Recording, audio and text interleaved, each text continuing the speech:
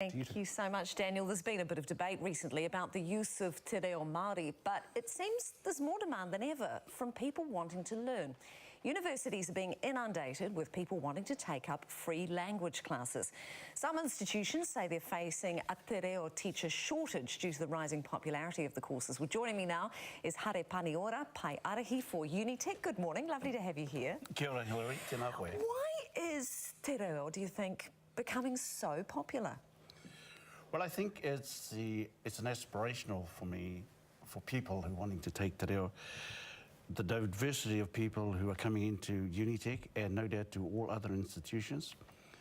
And the other aspect, I think, is the way in which it's actually introduced, it's taught. I would have to say that 20 years ago, probably the way Māori was taught, the Māori language, is quite different. In what way?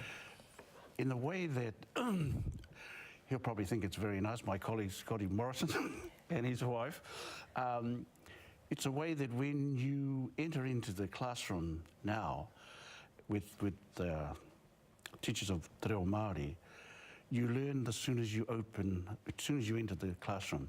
You're totally immersed. You're totally immersed. Whereas before, I felt that even with me in teaching Te Reo Māori, it was more structured in terms of trying to find a way, because for me personally, I was never taught how to teach Te Reo Māori. I was just a primary school teacher.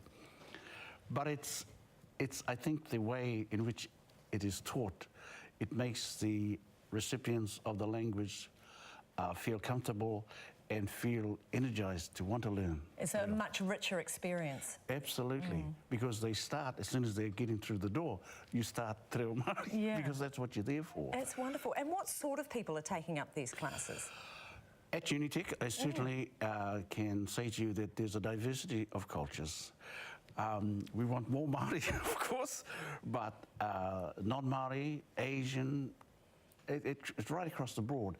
And also it's the type of people that are coming in goes right across the spectrum, and it's really wonderful. Yeah, yes. I was going to say, how does that make you feel that there has been this renaissance?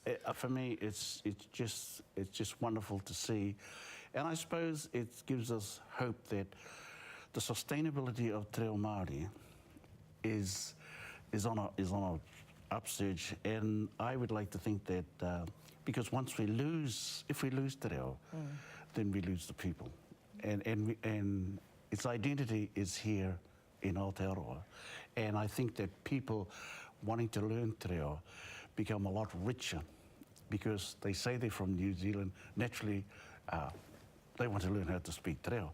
And may I just say this, that it's wonderful to come in here, to be brought in early in the morning. Sorry about that. To acknowledge both of you, for I'm listening, and I'm listening to the way your pronunciation of the Māori that's coming on the screen. Oh, that's kind of you. I don't always get it right, and I'm very happy to learn and be corrected by our viewers who are very hot on it. But Jack has actually taken Te Reo this year, as you all know, and is doing a great job. Very good. Yeah. You know, the thing I found really interesting in doing the couple of, I'm just doing the absolute beginner courses, but you're so right in that there's such a range of people taking them. We had a lot of Chinese exchange students who were learning Te Reo Māori in our class, but also you know, one of my classmates is 74 years old. Right. And she was like, you know what? She said, I haven't been in a classroom in 55 years, and here I am learning. And it must be harder, well, they say, the research says it's much harder for an older person to learn a second language as well. Yeah, but in saying that, we're lucky enough now, I think, in that we hear sufficient amounts of Te Reo, and even just understanding a little bit makes a big difference. Yes, I think so. I mean, I have an example of diversity. I attended at Mount Gladstone Primary School, and the Matariki session, and the teacher asked me if I could come and be a kaumātua. So I went. The hall was packed. Now Gladstone Primary is reaching, the numbers are so getting up to 1,000. And how do I feel? I'm sitting there. The room is packed with all the children and the parents for Matariki. Who gets up to do the karakia? Chinese Oh, isn't that lovely? All in Te Reo Māori, beautiful. Who gets up to do the mihi? He's a Pākehā boy from South Island. Bro, I'm sitting over there. Principal gets up, he talks all in Te Reo Māori. And then the teacher turned around and said, Hare, it's your turn.